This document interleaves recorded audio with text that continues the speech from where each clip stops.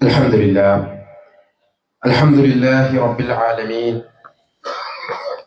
نحمده ونستعينه ونؤمن به ونتوكل عليه، ونعوذ بالله من شرور أنفسنا ومن سيئات أعمالنا. من يهده الله فلا مضل له ومن يضلل فلا هادي له.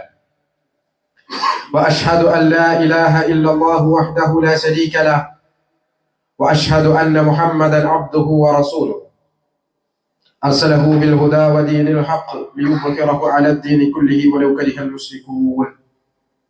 اللهم صل على محمد وعلى آل محمد كما صليت على إبراهيم وعلى آل إبراهيم إنك حميد مجيد. اللهم بارك على محمد وعلى آل محمد كما باركت على إبراهيم وعلى آل إبراهيم إنك حميد مجيد. أما بعد، فإن خير الكلام كلام الله، وخير الهدي هدي محمد صلى الله عليه وسلم، وشر الأمور محدثاتها، وكل محدثة بدعة، وكل بدعة ضلالة، وكل ضلالة في النار. أعوذ بالله من الشيطان الرجيم. يا أيها الذين آمنوا اتقوا الله حق تقاته ولا تموتن إلا وأنتم مسلمون. فلولا إذا بلغته الحلقوم وأنتم حينئذ تنظرون ونحن أقرب إليه منكم ولكن لا تبصرون. فلولا إن كنتم غير مدينين ترجعونها إن كنتم صادقين. ബഹുമാന്യരായ വിശ്വാസികളെ, സഹോദരങ്ങളെ, രക്ഷിതാക്കളെ, അല്ലാഹു സുബ്ഹാനഹു വ തആലയുടെ വിധിവിലക്കുകൾ ജീവിതത്തിന്റെ രഹസ്യ പരസ്യ മേഖലകളിൽ പാലിച്ചുകൊണ്ട് തഖ്വയുള്ളവരായി ജീവിതത്തെ ചിട്ടപ്പെടുത്തണേ എന്ന സ്വന്തത്തെ മറക്കാതെ എല്ലാവരെയും ഉണർത്തുകയാണ് വസിയ്യത്ത് ചെയ്യുക. റബ്ബ് സുബ്ഹാനഹു വ തആല മുത്തഖീങ്ങളും സ്വാലിഹീങ്ങളുമായിട്ടുള്ള അവന്റെ അടിയാങ്ങളുടെ കൂട്ടത്തിൽ നമ്മെ എല്ലാവരെയും ഉൾപ്പെടുത്തി അനുഗ്രഹിക്കുമാറാകട്ടെ. ഏകദേശം ഒരു 2 വർഷങ്ങൾക്ക് മുമ്പ് ഒരു ജനാസയിൽ പങ്കെടുക്കണ്ടായി. സാധാരണത്തിൽ നിന്ന് വ്യത്യസ്തമായ ഒരു ജനാസ. സാധാരണ ജനാസകളിൽ മയ്യത്ത് മറമാടിക്കഴിഞ്ഞാൽ നമ്മൾ തസ്ബീത്ത് ചൊല്ലും, അത് സുന്നത്താണ്. എന്നാൽ ഈ ജനാസയിൽ തസ്ബീത്ത് ഉണ്ടായിരുന്നില്ല. അഥവാ ചെറിയ കുട്ടികളുടെ പൈതലുകളായിരിക്കെ മരണപ്പെട്ടു പോയ കുട്ടികൾ, അവരുടെ ജനാസകളിലാണ് തസ്ബീത്ത് അത് വേണ്ടതില്ല എന്നുള്ളതാണ് ആ വിഷയത്തിലുള്ള സുന്നത്ത്. അപ്പൊ അത്തരത്തിലുള്ള ഒരു ജനാസ എൻ്റെ കുടുംബത്തിൽ തന്നെയുള്ള, അഥവാ ഉപ്പയുടെ സഹോദരിയുടെ മകന്റെ കുട്ടിയാണ്. 7 മാസം ഗർഭത്തിലിരിക്കെ ഉമ്മയുടെ വയറിനുള്ളിൽ വെച്ചു തന്നെ കുട്ടി മരണപ്പെട്ടു. ഒരുപാട് കാത്തിരുന്ന്, വർഷങ്ങളോളം കാത്തിരുന്നുണ്ടായ കുട്ടിയാണ്. പക്ഷേ മയ്യത്തായിക്കൊണ്ടാണ് ആ കുഞ്ഞിന്റെ ശരീരം പ്രസവിക്കപ്പെടുന്നത്. 7-ാം മാസത്തിൽ തന്നെ കുട്ടി മരിച്ച് പുറത്തു വന്നു, മയ്യത്ത് പുറത്തു വന്നു. സാധാരണ നിലക്ക് മരണവീടുകളിൽ നമ്മൾ മയ്യത്ത് കാത്തിരിക്കുന്ന, ഹോസ്പിറ്റലിൽ നിന്ന് മയ്യത്ത് വരാൻ വേണ്ടി കാത്തിരിക്കുന്ന രംഗമുണ്ട്. അവിടെ നമ്മൾ കണ്ട് ശീലിച്ച കാഴ്ച എന്ന് പറഞ്ഞ ഒരു ആംബുലൻസിൽ ഇങ്ങനെ കൊണ്ടുവരുന്നു, സ്ട്രക്ചറിൽ മയ്യത്തെടുത്ത് 5-6 ആളുകൾ അത് താങ്ങിപ്പിടിച്ച് അകത്തു കൊണ്ടുവരുന്നു, അല്ലെങ്കിൽ പുറത്ത് എവിടെയാണോ സംവിധാനം ഒരുക്കിയത് അവിടെ വെക്കുന്നു, ആളുകൾ കാണുന്നു. ഇതാണ് നമ്മൾ കണ്ട് ശീലിച്ചിട്ടുള്ളത്. പക്ഷെ അന്ന് ആ തസ്ബീത്തില്ലാത്ത ആ ജനാസ പോലെ തന്നെ ആ മയ്യത്ത് കൊണ്ടുവന്ന കാഴ്ചയും വ്യത്യസ്തമായിരുന്നു, ഒരു പുതിയ അനുഭവമായിരുന്നു. കാരണം മയ്യത്തും കൊണ്ട് 2-3 ആളുകൾ ഒരു കാറിലാണ് വരുന്നത്. ആ കാറിലെ ബാക്ക് സീറ്റിൽ നിന്ന് ഒരു കടലാസ് പെട്ടി, അഥവാ ഹോസ്പിറ്റലിൽ മരുന്നൊക്കെ കൊണ്ടുവരുന്ന ഒരു ചെറിയ കടലാസ് പെട്ടി, ആ കടലാസ് പെട്ടിയും കൊണ്ട് ഒരാളിറങ്ങി.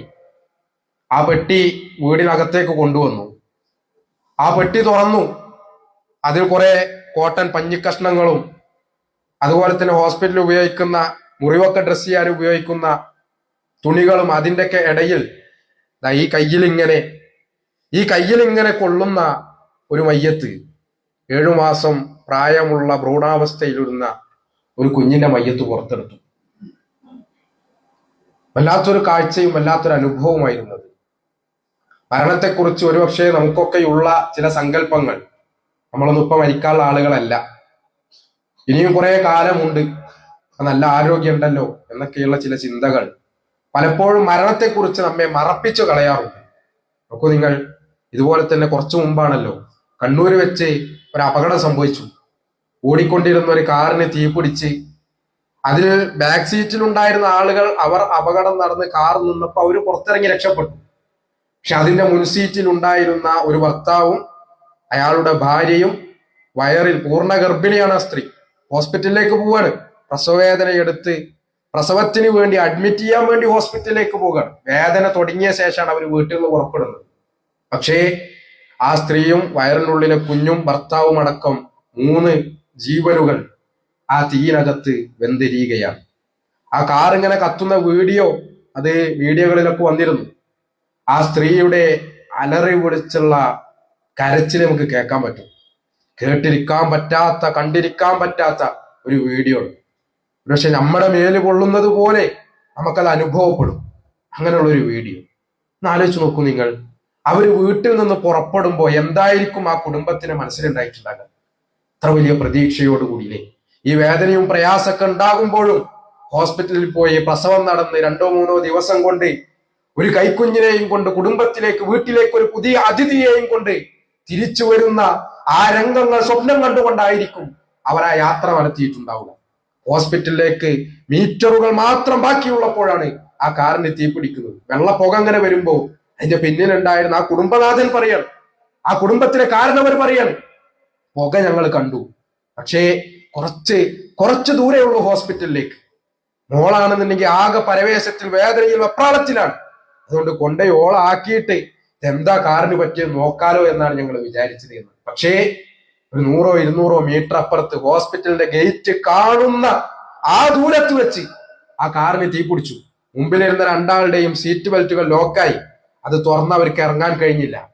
ആ കാറിനകത്തിരുന്നവർ ജീവനോടെ ആ തീയിൽപ്പെട്ടവര് മരണപ്പെടുക. നോക്കൂ നിങ്ങൾ, ഇത്രയേ ഉള്ളൂ മനുഷ്യന്റെ അവസ്ഥ എന്ന് പറഞ്ഞു.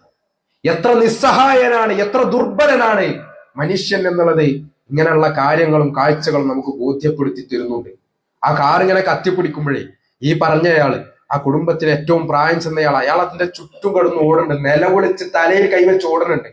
കാലിൽ കിടക്കുന്ന ചെരുപ്പ് പോലും അദ്ദേഹം ഊരി ആ തീയിലേക്ക് എറിയുന്നുണ്ട്. എന്താ സംഭവിക്കുക? ആ ചെരുപ്പും കൂടി കത്തുക എന്നുള്ളതല്ലാതെ വേറെന്ത് സംഭവിക്കാനാണ്? ഞാൻ പറഞ്ഞത്, എത്ര ദുർബലനാണ്, എത്ര നിസ്സഹായ അവസ്ഥയിലാണ് മനുഷ്യൻ മരണത്തിന്റെ മുമ്പിൽ ചെന്നു നിൽക്കുന്നത്. അവനവന്റെ മരണാകട്ടെ, വേണ്ടപ്പെട്ടവരുടെ മരണാകട്ടെ, ഒന്നും ചെയ്യാൻ കഴിയാതെ, വിരലനക്കിക്കൊണ്ടെങ്കിലും എന്തെങ്കിലും ഒന്ന് ചെയ്യാൻ കഴിയാതെ മനുഷ്യൻ നിസ്സഹായനായി നിൽക്കുന്ന കാഴ്ചകൾ മരണത്തിന്റെ മുമ്പിൽ നമ്മൾ കാണാൻ. സുഹൃത്തുക്കളെ, ആലോചിച്ച് നോക്കി, സാധാരണ മനുഷ്യൻ ഈ നിലക്ക് നിസ്സഹായാവസ്ഥ കൊണ്ട് തന്നെ മനുഷ്യൻ പറയുന്ന, അല്ലെങ്കിൽ സാഹിത്യങ്ങളിൽ നമ്മൾ കാണുന്ന ഒരു വാക്കാണ് മരണമെന്ന് പറയുന്നത്. രംഗബോധമില്ലാത്ത കോമാളിയാണ്. നമ്മൾ കുറെ പറഞ്ഞു കേട്ടൊരു വാക്കാണ്. ഒരു വിശ്വാസിയെ സംബന്ധിച്ചിടത്തോളം അവനൊരിക്കലും പറയാൻ പാടില്ലാത്ത കാര്യവുമാണ്. കാരണം മരണമെന്ന് പറയുന്നത് അള്ളാഹു നിശ്ചയിക്കുന്നതാണ്. ആജിൽ അള്ളാഹുവിന്റെ ഖദറാണ്, വിധിയാണ്. അതിനെ നമ്മൾ ഈ നിലക്കൊന്നുമല്ല അതിനെ നമ്മൾ നോക്കിക്കാണേണ്ടതും അതിനെ വിശേഷിപ്പിക്കണം. യഥാർത്ഥത്തിൽ ആരാണ് കോമാളി? ഈ മരണമുണ്ട് എന്നുള്ളത് ഒരു യാഥാർത്ഥ്യമാണല്ലോ. ജനിച്ചു കഴിഞ്ഞാൽ എല്ലാവരും മരിക്കണം, മരണം സുനിശ്ചിതമാണ്. എന്നിട്ടും ആ മരണത്തെക്കുറിച്ച് ചിന്തിക്കാത്ത, ഏത് സമയത്തും ഞാൻ മരിക്കുമെന്ന ബോധ്യത്തോടുകൂടി ആ മരണത്തിന് ശേഷമുള്ള ജീവിതത്തിന് വേണ്ടി ഒരുങ്ങാത്ത മനുഷ്യനല്ലേ യഥാർത്ഥത്തിൽ രംഗബോധമില്ലാത്ത കോമാളി എന്നുള്ളതാണ് ഒരു വിശ്വാസിയെ സംബന്ധിച്ചിടത്തോളം അവന്റെ മനസ്സിൽ ഉണ്ടായിത്തീരേണ്ട ചിന്തയെന്ന്. ഒരു ഗ്യാരണ്ടിയും ഇല്ലാത്ത ഒരു ജീവിതം. കടയിൽ നിന്നൊരു തക്കാളി വാങ്ങുമ്പോ, 1 കിലോ തക്കാളി വാങ്ങുമ്പോ നമ്മൾ ചോദിക്കും, ഇത് ഇരിക്കോന്ന് ചോദിക്കും. അപ്പൊ ഫ്രിഡ്ജിൽ വെച്ചാൽ ഒരു കുഴപ്പമില്ലാതെ 2 or 3 എല്ലാം ഒരാഴ്ച വരെ ഇരിക്കും എന്ന് പറയും. പക്ഷേ കവറിൽ അത് തൂക്കിപ്പിടിച്ച് റോഡ് മുറിച്ച് നടക്കുന്ന നമുക്ക് എത്ര ഗ്യാരണ്ടി ഉണ്ട്? എത്ര സെക്കൻഡുകൾ, എത്ര മിനിറ്റുകൾ ചീറിപ്പാഞ്ഞു വരുന്ന ഒരു വാഹനത്തിനടിയിൽപ്പെട്ട് ചതഞ്ഞറിയുകയില്ല നമ്മളെന്ന്.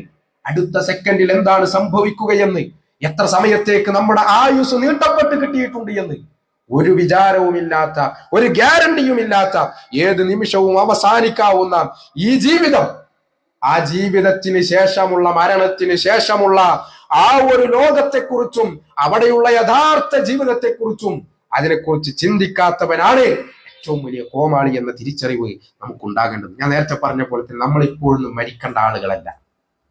നല്ല ചുറുചുറുക്കുള്ള പ്രായം, നല്ല ആരോഗ്യമുള്ള തണ്ടും തടിയുമുള്ള കാലം, അതുപോലെ തന്നെ എന്ത് വന്നാലും അതൊക്കെ മാനേജ് ചെയ്യാൻ കഴിയുന്ന രൂപത്തിൽ സമ്പത്തുള്ള, പ്രതാപമുള്ള, സ്വാധീനങ്ങളുള്ള ആളുകളാണ് നമ്മൾ. അതുകൊണ്ട് തന്നെ ഈ പറഞ്ഞൊരു ചിന്ത, നമ്മൾ മരിക്കൂല, അല്ലെങ്കിൽ ഇപ്പൊ എന്തായാലും മരിക്കൂല എന്നുള്ള ആ ഒരു വൃഥാവിലായിട്ടുള്ള ചിന്ത, അതെങ്ങനെയൊക്കെയോ നമ്മുടെ ഉള്ളിൽ കടന്നുകൂടിയിട്ടുണ്ട്. ഒരു അമിതമായ ആത്മവിശ്വാസത്തോടു കൂടിയാണ് ഓരോ ദിവസവും നമ്മൾ ഉണർന്നെഴുന്നേൽക്കുന്നതും രാത്രി ഉറങ്ങാൻ വേണ്ടി കിടക്കുന്നു. നാളെ നമ്മൾ എണീക്കും, നാളെയും നമ്മൾ ഉണ്ടാകും, മറ്റന്നാളും നമ്മൾ ഉണ്ടാകും, ഇനിയും കുറെ കാലം നമ്മൾ ഉണ്ടാകും. ഈ ഒരു ചിന്ത സഹോദരങ്ങളെ, ആരോഗ്യ ദൃഢഗാത്രരായ എത്രയെത്ര ആളുകൾ, കായിക താരങ്ങൾ, അവർ കളിക്കളത്തിൽ കുഴഞ്ഞു വീണ് മരിച്ചിട്ടുണ്ട്, ചലനമറ്റു വീഴാണ്.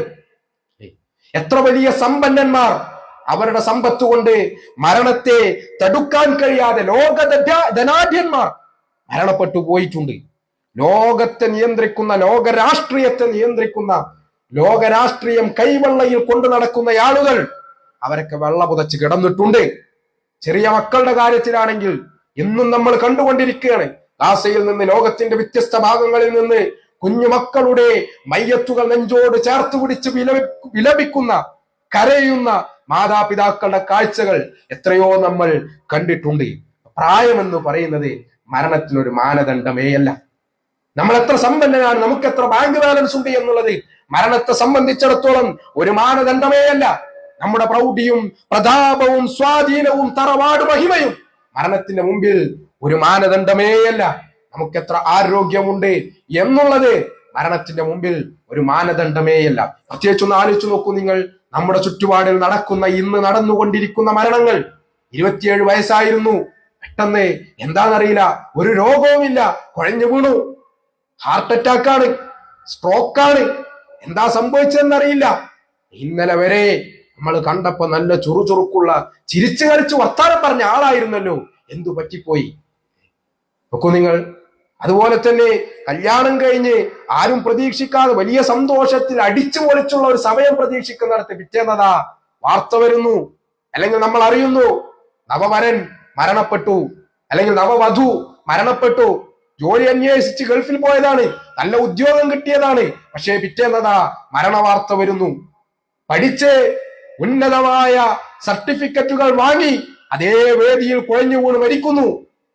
അങ്ങനെയുള്ള കാഴ്ചകളും കേൾവികളും ഒക്കെ എത്രയാണ് നമ്മുടെ മുമ്പിലൂടെ കടന്നുപോയിട്ടുള്ളത്. നോക്കൂ നിങ്ങൾ, പ്രവാചകൻ സല്ലല്ലാഹു അലൈഹി വസല്ലമ പറയുന്ന ഒരു കാര്യം, ഒരു ഹദീസ് നമുക്ക് കാണാൻ സാധിക്കും. പെട്ടെന്നുള്ള മരണങ്ങൾ അധികരിച്ചു വരുമ്പോ നമ്മൾ ഓർക്കേണ്ടത് ഈ വാക്കുകളാണ്. റസൂലുള്ളാഹി സ്വല്ലല്ലാഹു അലൈഹി വസല്ലമ പറയുന്നു, ഇന്ന മിൻ അമാറാത്തിസ്സാഅ, അന്ത്യനാളിന്റെ അടയാളങ്ങളിൽ പെട്ടതാണ്, അതിന്റെ ആയത്തുകളിൽ പെട്ടതാണ് എന്ത്, അയ്യുദ്ഹറ മൗതുൽ ഫുജഅ, പെട്ടെന്നുള്ള മരണങ്ങൾ ഉണ്ടായിത്തീരുക എന്ന് പറയും. ഈ പറഞ്ഞ നിലക്കുള്ള വിശേഷണങ്ങൾ, ഒരു കുഴപ്പമില്ലാത്തൊരു മനുഷ്യനായിരുന്നു, എന്തേ പറ്റിയെന്നറിയില്ല, അതാണ് മൗതുൽ ഫുജഅ, പെട്ടെന്ന് മരിച്ചു പോകുക.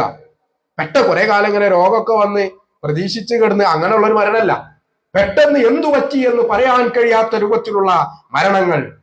സഹോദരങ്ങളെ, ആ മരണം വരും. അതിന് പ്രത്യേകിച്ചൊരു കാരണമൊന്നും വേണ്ടതില്ല. അള്ളാഹു നിശ്ചയിച്ച അജലെത്തുക എന്നുള്ള ആ ഒരു കാര്യവും കാരണവുമല്ലാതെ വേറൊരു കാരണവും വേണ്ടതില്ല, വേറൊരു മാനദണ്ഡവും വേണ്ടതില്ല.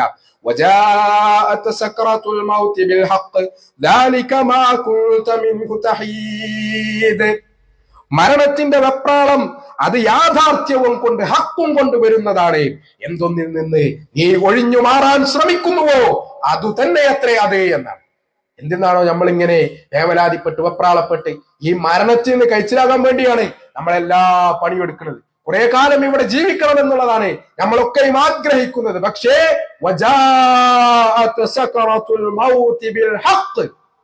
ആ യാഥാർത്ഥ്യം അത് നീ കണ്ടുമുട്ടുക തന്നെ ചെയ്യുമെന്നാണ്. ഒരാൾക്കും ഒഴിഞ്ഞു മാറാൻ കഴിയാത്ത ഹക്ക്, സത്യം, യാഥാർത്ഥ്യം, അതാണ് മരണം എന്ന് പറയുന്നത്.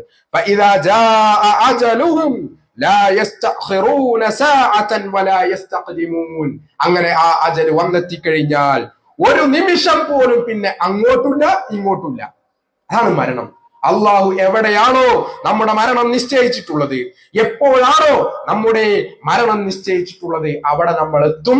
ആ സമയം നമ്മൾ പിടിക്കപ്പെടും. ഒരു സെക്കൻഡ് പോലും വേണ്ട, ഒരു സെക്കൻഡിന്റെ 1000-1 കോടിയിലൊന്ന് പോലും, അത്രയും പോലും ആ സമയം അത് നീട്ടിവെക്കപ്പെടുകയുമില്ല, നേരത്തെ ആക്കപ്പെടുകയും. കൃത്യസമയത്ത് നമ്മൾ പിടിക്കപ്പെടും. നമ്മൾ ഈ ഒരു നിമിഷം, ഈ ഒരു ദിവസം, ഈ ജുമാ ദിവസം നമ്മളിവിടെ ഈ ജുമാക്ക് ഈ ഇബാദത്തിന് വേണ്ടി ഹാജരായിരിക്കുന്നു എന്നുള്ളത് നമ്മളാരെങ്കിലും എന്തെങ്കിലും കേമത്തരം കൊണ്ടല്ല. നേരെ മറിച്ച് ഈ പറയപ്പെട്ട അജലുണ്ടല്ലോ, അള്ളാഹു നിശ്ചയിച്ച അജല്, അത് എത്തിയിട്ടില്ല എന്നുള്ള ആ ഒരൊറ്റ കാര്യം കൊണ്ട് മാത്രമാണ് എന്ന് സഹോദരങ്ങളെ നമ്മൾ മനസ്സിലാക്കേണ്ടതുണ്ട്. ആ അജൽ എപ്പോഴാണ് നമുക്കറിയില്ല. ആ അജൽ എവിടെ വെച്ചാണ് നമുക്കറിയില്ല. എപ്പോൾ, എങ്ങനെ, എത്ര വയസ്സിൽ, ഏത് രൂപത്തിൽ, എവിടെ വെച്ച് നമ്മുടെ മരണം സംഭവിക്കും നമുക്കറിയില്ല. ഒരു നിലക്കുള്ള ഒരു ക്ലൂവും ആ വിഷയത്തിൽ നമുക്കില്ല.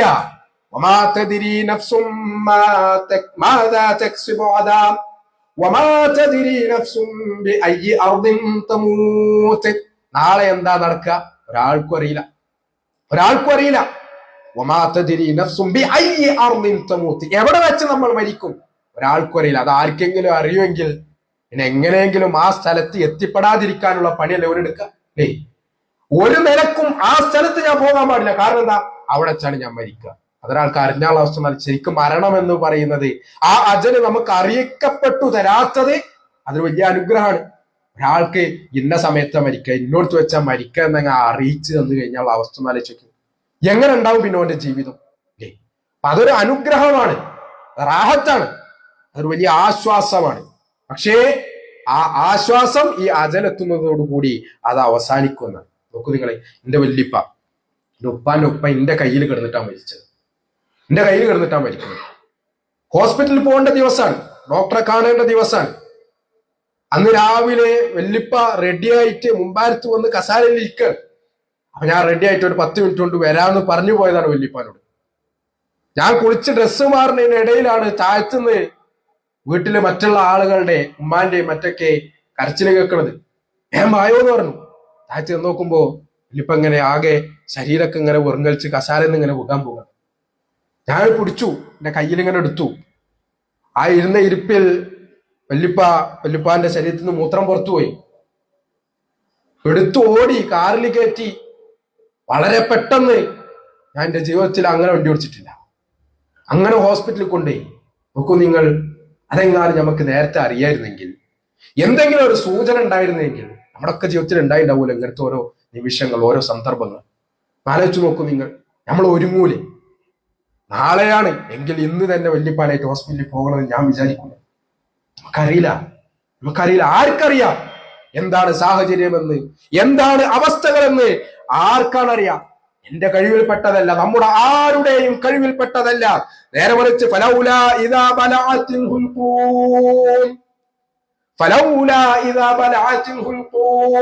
ആ റൂഹ് തൊണ്ടക്കുഴിയിലെത്തുന്ന ആ സമയമുണ്ടല്ലോ, ആ സമയത്ത് നിങ്ങളൊക്കെ നോക്കിക്കൊണ്ടിരിക്കുന്നുണ്ടല്ലോ. പ്രിയപ്പെട്ടവർ, ഏറെ സ്നേഹിച്ച ഭാര്യ, ഭർത്താവ്, പ്രിയപ്പെട്ട മക്കൾ, ഉമ്മ, ഉപ്പ, വല്ലുപ്പ, വല്ലുമ്മ, സഹോദരൻ, സഹോദരി കൺമുമ്പിൽ കിടന്ന് പടയാണ്. മരണം ഇതാ തൊട്ടടുത്തെത്തിയിരിക്കുന്നു. എല്ലാവർക്കും ബോധ്യപ്പെട്ടു, പോവുകയാണ്. അത് ബോധ്യപ്പെട്ടു. നിങ്ങൾ നോക്കിക്കൊണ്ടിരിക്കുന്നുണ്ടല്ലോ. വനഹ്നു അഖ്റബു ഇലൈഹി മിൻകും വലാകിൻ ലാ തുബ്സിറൂൻ. നിങ്ങൾ എത്ര അടുത്താണ്, എത്ര ചേർത്തു പിടിച്ചിട്ടാണ് ഇരിക്കുന്നത് എങ്കിലും ശരി. ഞാൻ മടിയിൽ കിടന്നാ മരിച്ചത്, എന്റെ കയ്യിൽ കിടന്നാണ് മരിച്ചതൊക്കെ നമ്മൾ പറയണ്ടല്ലോ.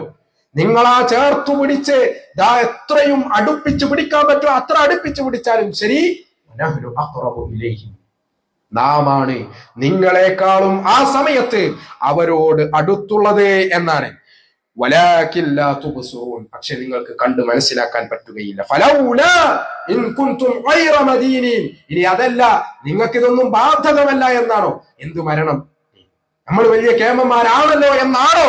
എങ്കിൽ തർജിഊനഹാ ഇൻ കുൻതും സ്വാദിഖീൻ, നിങ്ങൾ പറയുന്നതിൽ, നിങ്ങൾ അവകാശപ്പെടുന്നതിൽ എന്തെങ്കിലും ന്യായമുണ്ടെങ്കിൽ, നിങ്ങൾ വലിയ സത്യവാന്മാരാണെങ്കിൽ തർജിഊനഹാ, ആ പോകുന്ന റൂഹിനെ മടക്കിക്കൊണ്ടാണ്, പിടിച്ചുകൊണ്ടുവന്ന ആ റൂഹിനെ അതിനെ മടക്കിക്കൊണ്ടാണ്. അത്ര വലിയ കേമന്മാരുണ്ടോ സഹോദരങ്ങൾ? ആർക്കു കഴിയും?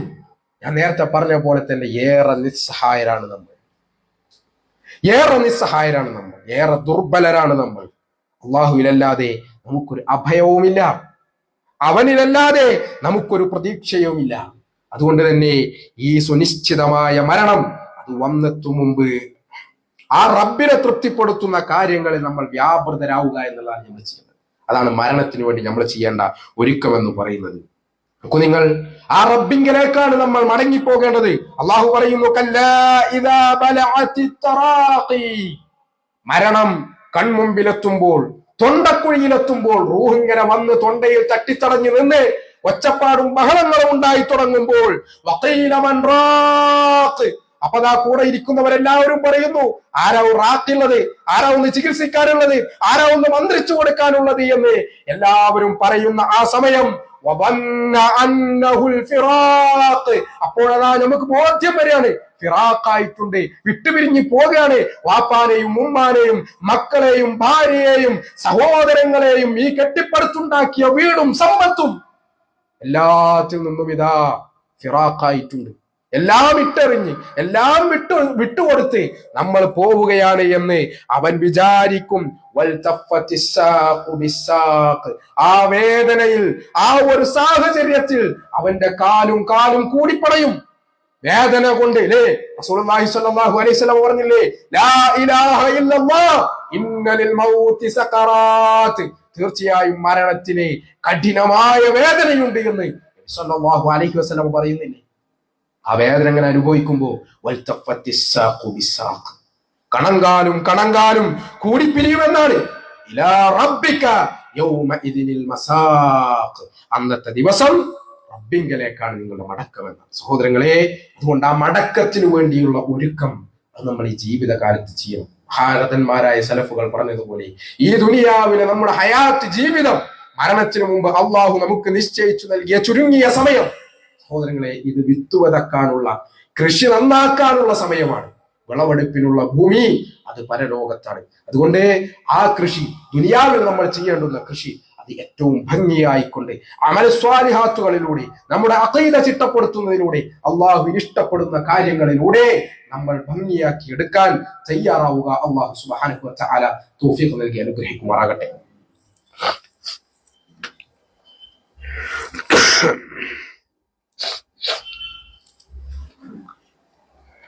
الحمد لله رب العالمين والصلاة والسلام على رسوله الأمين وعلى آله وصحبه أجمعين، أما بعد. يا أيها الذين آمنوا اتقوا الله حق تقاته ولا تموتن إلا وأنتم مسلمون. അള്ളാഹുവിനെ സൂക്ഷിക്കണേ എന്ന് ഒരിക്കൽ കൂടി ഉണർത്തുകയാണ്, വസിയ്യത്ത് ചെയ്യുക.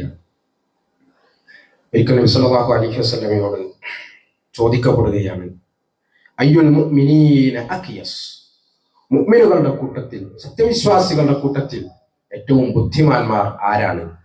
ഖാല റസൂലുള്ളാഹി സ്വല്ലല്ലാഹു അലൈഹി വസല്ലം പറയുന്നു, അക്സറുഹും ലിൽ മൗതി ദിക്റ, അവരിൽ ആർക്കാണോ മരണത്തെക്കുറിച്ച് ഏറ്റവും ചിന്തയുള്ളത്, ആരാണോ ധാരാളമായി മരണത്തെ ഓർക്കുന്നത്, അവനാണ് അഖിയസ്, അവനാണ് ഏറ്റവും ബുദ്ധിമാൻ. മാത്രമല്ല വഅഹ്സനുഹും ലിമാ ബഅദഹു ഇസ്തിഅദാദ, ആ മരണമെന്ന് പറയുന്ന ആ യാഥാർത്ഥ്യത്തിന് ശേഷമൊന്നു വരാനുണ്ട്, അതിനുവേണ്ടി ഏറ്റവും നന്നായി ഒരുങ്ങുന്നവൻ, പണിയെടുക്കുന്നവൻ, അത്യധ്വാനം ചെയ്യുന്നവനാരും, അവനാണ് അഖിയസ്. മരണത്തെക്കുറിച്ച് ചിന്തിക്ക, രണ്ട് കാര്യങ്ങളാണ്. മരണത്തെക്കുറിച്ച് ചിന്തിക്ക എന്ന് മാത്രമല്ല, ധാരാളമായി, മറ്റാരെക്കാളും മരണത്തെക്കുറിച്ച് ധാരാളമായി ചിന്തിക്കുക, ഓർക്കുക. അതുപോലെ തന്നെ അതിനുശേഷം വരാനിരിക്കുന്ന ലോകത്തേക്ക് വേണ്ടി ഏറ്റവും നന്നായി മറ്റാരെക്കാളും മത്സരിച്ചൊരുങ്ങുക. ഈ രണ്ട് കാര്യം ആര് ചെയ്യുന്നുവോ അവനാണ് സത്യവിശ്വാസികളുടെ കൂട്ടത്തിൽ ഏറ്റവും ഏറ്റവും ബുദ്ധിമാൻ എന്നുള്ളതാണ് റസൂലുള്ളാഹി സ്വല്ലല്ലാഹു അലൈഹി വസല്ലമ നമുക്ക് പഠിപ്പിച്ചത്. സഹോദരങ്ങളെ, പരലോകം അതൊരു ഹക്കാണല്ലോ. മരണം എത്ര ഹക്കാണോ അതുപോലെ ഹക്കാണ് പരലോകം എന്ന് പറയുന്നത്. അതിപ്പോ ബോധ്യപ്പെടാത്ത ആളുകൾ അവർക്ക് യഖീനാകും. യഖീൻ എന്ന് പറഞ്ഞാൽ എന്താ? കണ്ണുകൊണ്ട് കണ്ട് നമ്മൾ ഉറപ്പിക്കുന്ന ആ ഒരു ദൃഢമായ ബോധ്യമുണ്ട്. ആ ബോധ്യത്തിലേക്ക് അവരെത്തും. ദുനിയാവിൽ അത് ബോധ്യപ്പെടാത്ത ആളുകളെ സംബന്ധിച്ചിടത്തോളം അവർ യഖീനിലേക്ക് എത്തുമ്പോഴത്തേനും കുറെ വൈകും. മരിക്കണ സമയത്താണ് അവർക്ക് യഖീൻ ഉണ്ടാക്കുക. അപ്പോഴാണ് അവർക്ക് ബോധ്യപ്പെടുക. ഫിർഔന് യഖീൻ ഉണ്ടായിട്ടുണ്ട്. ഫിർഔൻ മരിക്കുന്ന സമയത്ത്, ലോകത്തിലെ ഏറ്റവും വലിയ അഹങ്കാരിയായിരുന്ന ഫിർഔൻ മരിക്കുന്ന സമയത്ത് എന്താ പറഞ്ഞത്? ആമൻതു ബിറബ്ബി ഹാറൂന വ മൂസ, മൂസയുടെയും ഹാറൂന്റെയും റബ്ബിൽ ഞാനിതാ വിശ്വസിച്ചിരിക്കുന്നു. പക്ഷെ ആ യഖീൻ കൊണ്ട് എന്തേലും കാര്യമുണ്ടോ സഹോദരങ്ങളെ? ആ വിശ്വാസം കൊണ്ട് ഞാൻ അപ്പൊ വിശ്വസിച്ചിരിക്കുന്നു. തൗബ അല്ലാഹു സ്വീകരിക്കും എന്ന് പറയുന്ന ആ ഒച്ച തൊണ്ടക്കുഴിയിൽ നിന്ന് ഉണ്ടാവുന്നവരെ, അഥവാ റൂഹ് ഇങ്ങനെ പിടിച്ചു വലിക്കുന്ന സമയത്ത്, മലക്കുകൾ റൂഹിനെ വലിച്ചൂരി എടുക്കുന്ന സമയത്ത് തൊണ്ടയിൽ ഇങ്ങനെ കെട്ടിക്കുടുങ്ങി എന്ന് ഒച്ച ഉണ്ടാകുന്നു. ആ ഒച്ച ഉണ്ടാകുന്ന സമയത്ത് ആ തൗബ കൊണ്ട് കാര്യമില്ല. അപ്പൊ ഞാനിതാ വിശ്വസിച്ചു എന്ന് പറഞ്ഞുകൊണ്ട് കാര്യമില്ല. അപ്പൊ ഉണ്ടാകുന്ന യഖീന് കൊണ്ട് കാര്യമില്ല. അതിനുള്ള സമയം നമ്മുടെ ആരോഗ്യത്തോടുകൂടി നല്ല കോലത്തിൽ നമ്മൾ ജീവിച്ചു പോകുന്ന ഈ ദുനിയാവിലെ നമ്മുടെ ജീവിത സമയമാണ് എന്ന് നമ്മൾ ആലോചിക്കുക. അതുകൊണ്ട് ആ സമയത്തുണ്ടാകേണ്ട ചിന്തയെ കുറിച്ച് ഖുർആൻ നമുക്ക് പറഞ്ഞു തരാണ്. നാളത്തേക്ക് വേണ്ടി എന്താണ് നിങ്ങൾ ഒരുക്കി വെച്ചിട്ടുള്ളത് എന്ന് നോക്കട്ടെ ഓരോ മനുഷ്യന്മാരും. ഓരോരുത്തരും അവനവനെ വിലയിരുത്തട്ടെ. നാളെ മരിച്ച് പരലോകത്ത് ചെല്ലുമ്പോൾ, റബ്ബിന്റെ മുമ്പിൽ നമ്മൾ എഴുന്നേറ്റ് നിൽക്കുമ്പോൾ, ഹിസാബിന് വേണ്ടി നമ്മുടെ ഏടുകൾ തുറന്നു വെക്കപ്പെടുമ്പോൾ എന്തുണ്ടാകും? അതിൽ നാളത്തെ ആ നൃത്തത്തിന് വേണ്ടി എന്താണ് നിങ്ങൾ ഒരുക്കി വെച്ചിട്ടുള്ളത് എന്ന് എല്ലാവരും ആലോചിക്കട്ടെ എന്ന് മഹാനായ ശൈഖ് ഇബ്നു ഉസൈമീൻ റഹിമഹുല്ലാഹ് അദ്ദേഹം പറഞ്ഞത് നമുക്ക് കാണാൻ സാധിക്കും. കച്ചവടക്കാർ അവരുടെ കണക്കുകൾ അവലോകനം ചെയ്യുന്നത് വരെ ഉറങ്ങുകയില്ല. ഓരോ ദിവസവും ഇങ്ങനെ കണക്ക് നോക്കും. എത്ര ഇപ്പൊ കച്ചവടം ഉണ്ടായത്? അദ്ദേഹം പറയാണ്, അതായത് അവർ എന്തു ചെലവഴിച്ചു, എന്തു കൊടുത്തു, എന്ത് സമ്പാദിച്ചു എന്നിങ്ങനെ അവരിങ്ങനെ ഡെയിലി കണക്ക് വെക്കുന്നതാണ്. അദ്ദേഹം പറയാ, പരലോകത്തിന് വേണ്ടിയുള്ള കച്ചവടക്കാരാണ് ഏറ്റവും കൂടുതൽ കണക്ക് നോക്കേണ്ടത്. കാരണം ദുനിയാവിന് വേണ്ടിയുള്ള കച്ചവടത്തെ അപേക്ഷിച്ച് വമ്പിച്ചതാണ് പരലോകത്തിന് വേണ്ടിയുള്ള കച്ചവടം എന്നാണ്. അതുകൊണ്ട് ആ പരലോകത്തിന് വേണ്ടി ഒരുങ്ങാം. മരണം തൊട്ടു മുമ്പിലെത്തുമ്പോഴല്ല, അതിനു മുമ്പേ നമ്മൾ നന്നായി ഒരുങ്ങാം. ഈ യഖീന് അൽഹംദുലില്ലാഹ് അള്ളാഹുവിന്റെ തൗഫീഖ് കൊണ്ട് ഈ മരണത്തിന് ശേഷം ലോകമുണ്ടെന്നും അവിടെ നന്മയും ചിന്മയും ഉണ്ട് എന്നും അത് വിചാരണ ചെയ്യപ്പെടുമെന്നും അതിനനുസരിച്ചാണ് നമ്മുടെ പ്രതിഫലങ്ങൾ എന്നും അത് കൃത്യമായി ബോധ്യമുള്ള ആളുകളാണ് നമ്മൾ. ആരാണോ നരകത്തിൽ നിന്ന് കരകയറ്റപ്പെടുന്നത്, സ്വർഗത്തിൽ പ്രവേശിക്കപ്പെടുന്നത്, അവനാണ് വിജയിച്ചവൻ. ആ വിജയമാണ് സഹോദരങ്ങളെ നമുക്ക് നേടിയെടുക്കേണ്ടത്. അതുകൊണ്ട് പരിശുദ്ധ ഖുർആൻ പറഞ്ഞതുപോലെ ആ യഖീൻ അത് കൺമുമ്പിൽ എത്തിച്ചേരുന്നതിന് മുമ്പേ അതുവരേക്കും നിങ്ങൾ നിങ്ങളുടെ റബ്ബിനെ നിങ്ങൾ ആരാധിച്ചുകൊണ്ടേയിരിക്കുക. നിങ്ങൾ റബ്ബിനെ നിങ്ങൾ ആരാധിച്ചുകൊണ്ട് ഇബാദത്തുകളിൽ മുഴുകിക്കൊണ്ട് സമയം ചെലവഴിച്ചു കൊള്ളുക. ഉറപ്പുള്ള കാര്യം നിങ്ങൾക്ക് വന്നെത്തുന്നത് വരെ. എന്താ യഖീൻ? മുഫസ്സിറുകൾ പറയുന്നു, ആ യഖീൻ എന്ന് പറയുന്നത് മരണമാണ്. ആ ഇബാദത്തും അമലുകളും എല്ലാം അത് ചെയ്യാൻ നമുക്ക് നൽകപ്പെട്ടിട്ടുള്ള അവധി എന്ന് പറയുന്നത് അത് ആ യഖീൻ വരേക്കുമാണ്, ആ മരണം വരേക്കുമാണ്. അതുകൊണ്ട് മരണം അത് നമ്മെ തേടിയെത്തുന്നത് വരേക്കും അത്യധ്വാനം ചെയ്തോളെന്നാണ് അല്ലാഹു സുബ്ഹാനഹു വ തആല നമ്മോട് പറയുന്നത്. സലഫുകളിൽപ്പെട്ട പണ്ഡിതന്മാരോട് ചോദിക്കപ്പെടുന്നുണ്ട്, ഒരു മുഅ്മിനിനെ, ഒരു വിശ്വാസിക്ക് എപ്പോഴാണ് റാഹത്താവുക, എപ്പോഴാണ് അവന് ആശ്വാസം ഉണ്ടാവുക, എപ്പോഴാണ് അവന് സംതൃപ്തി ഉണ്ടാവുക? ആ ചോദ്യത്തിന് എന്താ മറുപടി പറയപ്പെട്ടതെന്നറിയോ? അവന്റെ ഒന്നാമത്തെ കാലടി അവന്റെ കണ്ണുകൊണ്ട് സ്വർഗത്തിൽ വെക്കുന്നത് കാണുന്നത് വരെ. സ്വർഗത്തിലേക്ക് നമ്മൾ കാലെടുത്ത് ഇങ്ങനെ വെക്കുന്നത് നമ്മൾ നമ്മുടെ കണ്ണുകൊണ്ട് ഇങ്ങനെ കണ്ട് ബോധ്യപ്പെടുക. ആ യഖീന് വരേക്കും അവനൊരു റാഹത്തുണ്ടാവില്ല. ഇത് ആശ്വസിക്കാനുള്ള ലോകമല്ല, ഇവിടെ വിശ്രമിക്കാനുള്ള ലോകമല്ല, ഇവിടെ ആഘോഷിക്കാനുള്ള ലോകമല്ല, നേരെ മറിച്ച് ഇത് പണിയെടുക്കാനുള്ള ലോകമാണ്. ഇവിടെ അല്ല നമ്മുടെ വിശ്രമം ഇൻഷാ അല്ലാഹ് മരണത്തിന് ശേഷമാണ്. അല്ലാഹു സുബ്ഹാനഹു വ തആല നമ്മുടെ പരലോകം നമുക്ക് ഏറ്റവും സുഖ സൗഭാഗ്യങ്ങളുടേതാക്കി നൽകുമാറാകട്ടെ. റാഹത്തുള്ള മരണം നൽകി അല്ലാഹു സുബ്ഹാനഹു വ തആല നമ്മെ എല്ലാവരെയും കാത്തുരക്ഷിക്കുമാറാകട്ടെ. പെട്ടെന്നുള്ള മരണങ്ങളിൽ നിന്ന്, അപകട മരണങ്ങളിൽ നിന്ന് അള്ളാഹു നമ്മെ എല്ലാവരെയും കാത്തുരക്ഷിക്കുമാറാകട്ടെ. പകർച്ചവ്യാധികളിൽ നിന്നും മറ്റുള്ള മാറാവ്യാധികളിൽ നിന്നുമെല്ലാം അള്ളാഹു നമ്മെ എല്ലാവരെയും കാത്തുരക്ഷിക്കുമാറാകട്ടെ. മരണത്തിന് ശേഷം അള്ളാഹു സുബ്ഹാനഹു വ തആല അവന്റെ ജന്നാത്തുൽ ഫിർദൗസിൽ ഒരുമിച്ച് കൂട്ടുന്നവരുടെ കൂട്ടത്തിൽ നമ്മെ എല്ലാവരെയും റബ്ബ് ഉൾപ്പെടുത്തി അനുഗ്രഹിക്കുമാറാകട്ടെ. കത്തിയാളുന്ന നരകത്തിന്റെ കഠോരമായ ശിക്ഷകളിൽ നിന്ന് അള്ളാഹു നമ്മെ എല്ലാവരെയും കാത്തുരക്ഷിക്കുമാറാകട്ടെ. നമ്മിൽ നിന്ന് വന്നുപോയ ചെറുതും വലുതുമായ, അറിഞ്ഞും അറിയാതെയും ചെയ്ത, രഹസ്യമായും പരസ്യമായി ചെയ്ത എല്ലാ തെറ്റുകുറ്റങ്ങളും ന്യൂനതകളും റബ്ബ് സുബ്ഹാനഹു വ തആല നമുക്ക് എല്ലാവർക്കും പുറത്ത് മാപ്പാക്കി തരുമാറാകട്ടെ. അരണപ്പെട്ടുപോയ ഖബറുകൾ അല്ലാഹു വിശാലമാക്കുകയും പ്രകാശപൂരിതമാക്കുകയും അവരെയും നമ്മയും അവന്റെ സുഖ സൗഭാഗ്യങ്ങളിൽ ഒരുമിച്ച് ചേർക്കുകയും ചെയ്യുമാറാകട്ടെ. രോഗങ്ങൾ കൊണ്ട് പ്രയാസപ്പെടുന്നവർക്ക് അല്ലാഹു പരിപൂർണമായ ശിഫാഇനെ പ്രദാനം ചെയ്യുമാറാകട്ടെ. اللهم اغفر للمؤمنين والمؤمنات والمسلمين والمسلمات والاحياء منهم والاموات انك مجيب دعوات ويا قاضي الحاجات. اللهم حاسبنا حسابا يسيرا. اللهم يا مقلب القلوب ثبت قلوبنا على دينك. ربنا اصرف عنا عذاب جهنم ان عذابها كان غراما انها ساءت مستقرا ومقاما. ربنا هب لنا من ازواجنا وذرياتنا قرة اعين واجعلنا للمتقين اماما. ربنا تقبل منا انك انت السميع العليم وتب علينا انك انت التواب الرحيم. ربنا آتنا في الدنيا حسنة وفي الاخرة حسنة وقنا عذاب النار. امين امين برحمتك يا ارحم الراحمين.